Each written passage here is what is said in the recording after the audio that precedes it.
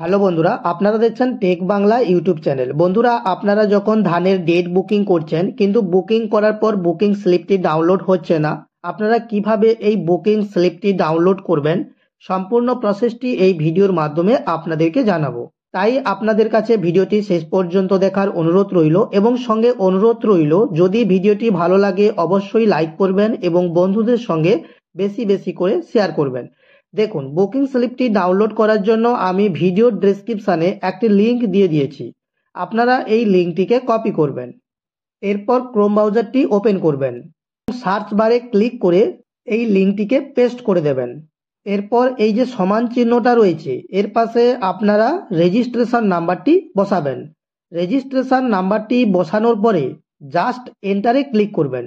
দেখুন, ক্লিক করার সঙ্গে সঙ্গেই বুকিং স্লিপটি রেডি হয়ে যাবে। এবারে এই যে নিচে ডাউনলোডের অপশানটি রয়েছে এই অপশানটাতে ক্লিক করবেন।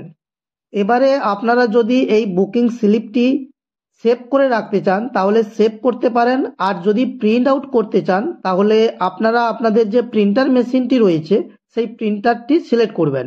সিলেক্ট করার পর আপনারা স্লিপটি প্রিন্ট করে নিতে পারবেন। তো বন্ধুরা, আজকের ভিডিওটি এই পর্যন্ত। ভিডিওটি ভালো লাগলে একটুখানি লাইক ও সাবস্ক্রাইব করে দেবেন। ধন্যবাদ।